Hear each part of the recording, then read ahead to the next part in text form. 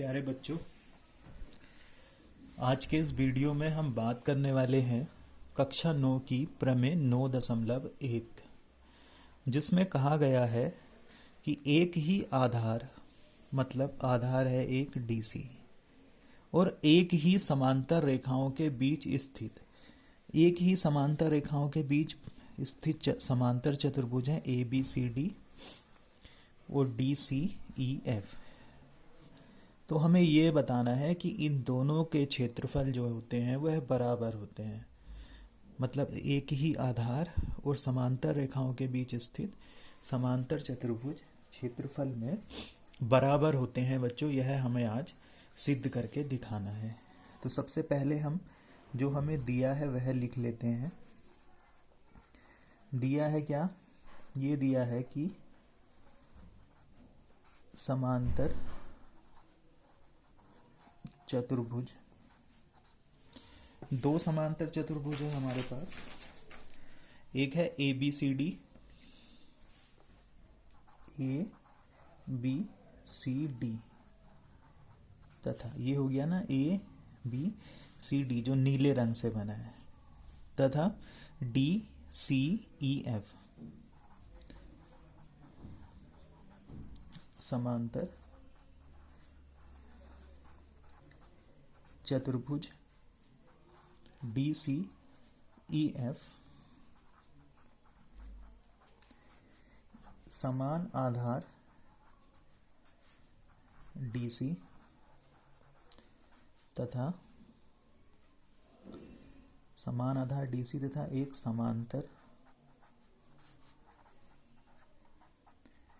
रेखाओं F we समांतर DC पर स्थित हैं। मतलब इन दोनों चतुर्भुजों का जो सीड्स है वह एक ही रेखा पर है। हमें सिद्ध क्या करना है बच्चों? हमें सिद्ध करना है एरिया। एरिया मतलब क्षेत्रफल। एरिया चतुर्भुज ए बी सी डी बराबर एरिया चतुर्भुज डी सी ई एफ। ये हमें बच्चों सिद्ध करना है। तो चलिए इसकी उत्पत्ति करते हैं बच्चों। अब हम इसकी उत्पत्ति देखते हैं। उत्पत्ति में हम कैसे करेंगे कि ये जो एफ डी रेखा है, एफ डी इसी के समांतर है, चूंकि समांतर चतुर्भुज की सम्मुख भुजाएं हैं। फिर जितना कोण ये होगा बच्चों उतना ही कोण ये होगा अगर हम एफ वी को एक तिर्यक रेखा कहें।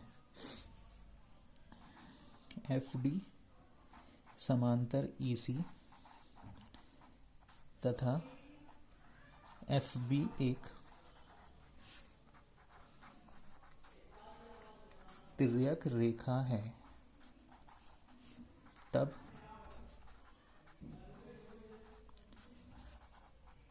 संगत कोण बराबर होंगे। इसलिए कोण डी एफ ए ये वाला कोण बराबर होगा कोण सी ई बी। इसको बच्चों हम समीकरण लिख लेंगे एक। उसी प्रकार अब हम कहेंगे कि जो AD है वह BC के समांतर है। तो जितना कोण ये होगा उतना ही कोण ये भी होगा, क्योंकि ये भी संगत कोण है। इसी प्रकार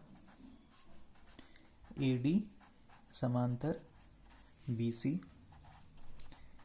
तथा BF एक तिर्यक रेखा है। फिर से संगत कोण बराबर होंगे, इसलिए कोण डी ए एफ बराबर होगा कोण C B E. D A F जिसको डबल मार्क किया है बराबर होगा सी बी ई, ये दोनों कोण।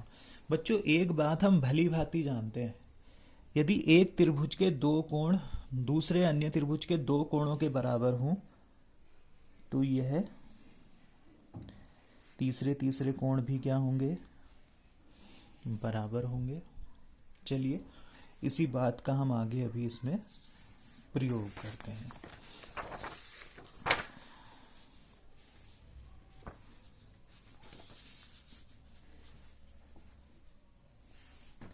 त्रिभुज ए डी एफ तथा बी सी ई के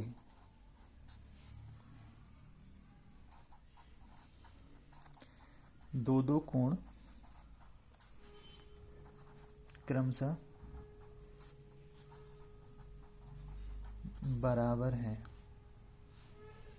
इसलिए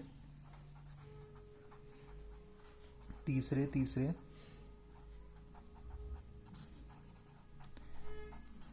कोण भी बराबर होंगे। इसलिए क्या होगा बच्चों, बराबर कोण एफ डी ए बराबर होगा कोण बी सी ई। ये जिसको 3 मार्क किया, ये बराबर होंगे। अब हम लेंगे दो त्रिभुज ए डी एफ तथा त्रिभुज बी सी ई में ये वाला कोण इस कोण के बराबर है, ये वाली भुजा इस भुजा के बराबर है, ये वाला कोण इस कोण के बराबर है। तब ए एस ए प्रतिबंध से दोनों त्रिभुज सर्वांग हो जाएंगे। तो कोण डी ए एफ बराबर होगा कोण सी बी ई। इसको हम पहले ही सिद्ध कर चुके हैं, ये यहां लिख देता हूं समीकरण 1 से।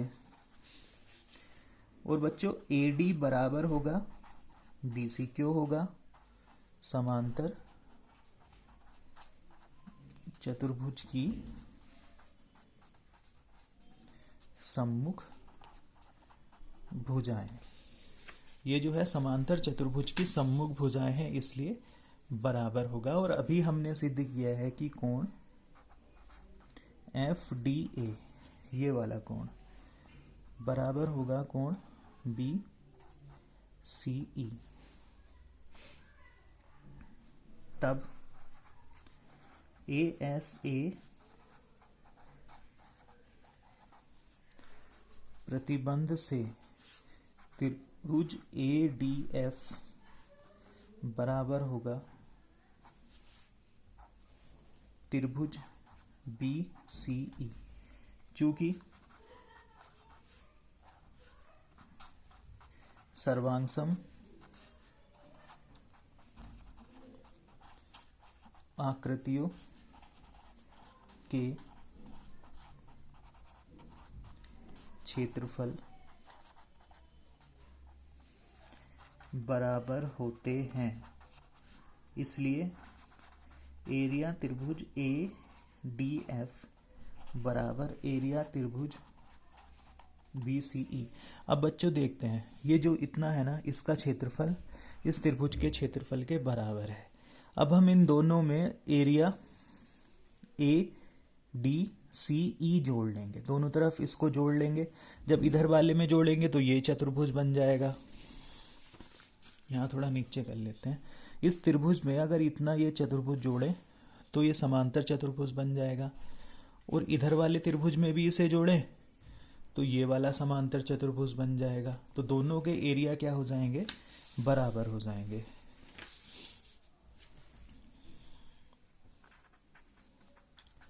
दोनों पक्षों में एरिया चतुर्भुज ए ई सी डी जोड़ने पर, ए ई सी डी जोड़ने पर, तो ये हो जाएगा बच्चों एरिया त्रिभुज A D F plus area चतुर्भुज AECD बराबर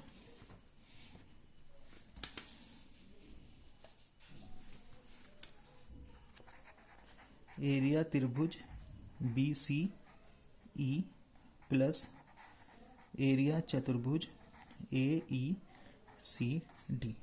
अब देखो बच्चों, ADF में हमने ये चतुर्भुज जोड़ लिया तो इधर का पूरा हो गया, इधर का पूरा मतलब एरिया समांतर चतुर्भुज DCEF।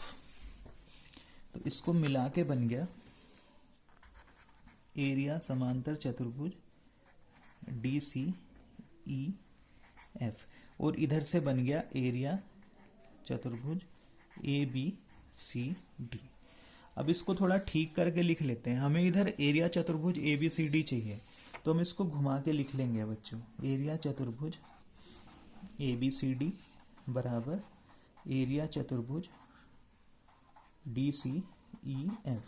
इस प्रकार बच्चों हम कह सकते हैं कि एक ही आधार पर बने समांतर चतुर्भुजों के क्षेत्रफल बराबर होते हैं।